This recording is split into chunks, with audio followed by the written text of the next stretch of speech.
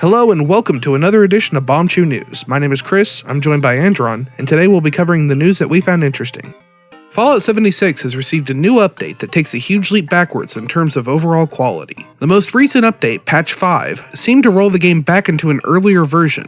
The new patch brought back a slew of old bugs and problems players had faced before, including bobby pins being too heavy and players losing useful materials that had been converted into bulk scrap. Bethesda responded with the hotfix patch to address the problem. While this hotfix did fix a few of these issues, one of the major issues that it didn't handle was duping. Patch 5 reintroduced a glitch in the crafting system that allowed players to duplicate items. Instead of fixing this issue with the previously mentioned hotfix or another update, Bethesda has begun banning players suspected of duping. However, because this is Fallout 76, the problem isn't as simple as that. Instead of banning players who actually duplicate items, Bethesda has started banning accounts that craft too many items during a period of time, regardless of their actual intent. There are several posts on the Fallout 76 subreddit detailing how players who were simply trying to learn new mods or convert bulk amounts of scrap ended up getting banned by Bethesda. However, the ban is not just a ban from Fallout 76. Instead, users who were banned discovered that they could not log into the Bethesda launcher at all, and were effectively banned from all Bethesda's games, even single-player only titles. While I'm sure this isn't the outcome that Bethesda was trying to achieve, it's impossible to give them a pass on this kind of stuff anymore. Fallout 76 has faced bugs, glitches, controversies, and legal trouble from the very beginning. Every time it looks like it can't get any worse, Bethesda does something to stoke the flames under their own feet. Fallout 76 is relying on the most hardcore of Fallout fans to stay alive, and even the diehard fans are starting to leave the game in droves. Bethesda has a lot of work ahead of them if they want to retain any kind of consumer trust and loyalty that might still be left in their fanbase.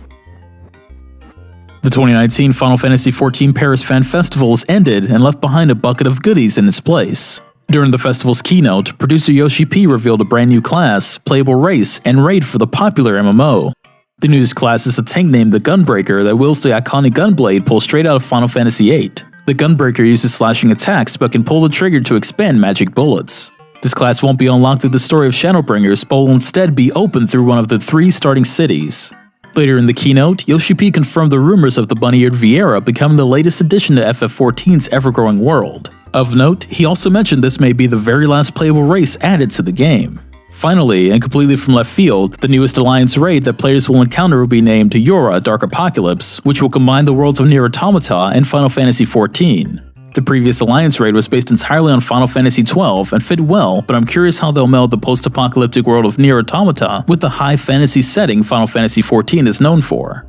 Hopefully we'll be able to get these answers and more when the newest expansion launches this summer. Final Fantasy XIV Shadowbringers will release on July 2nd, 2019.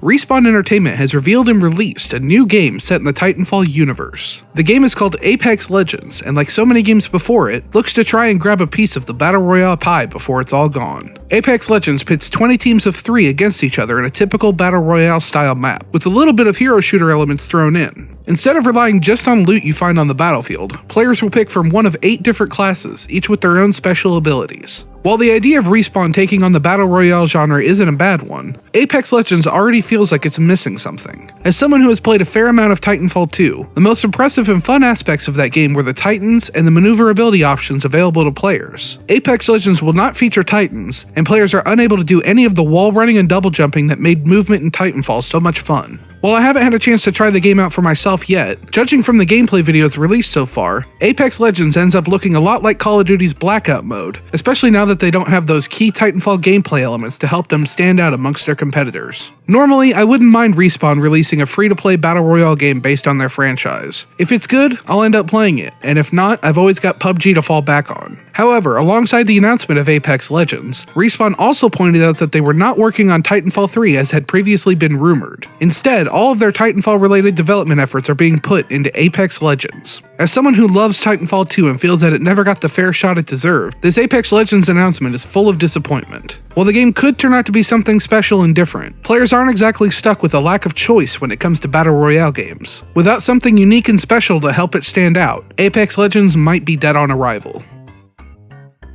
Well, that's all the news that we found interesting today. Let us know what you thought about it down in the comments below, and we'll see you next time.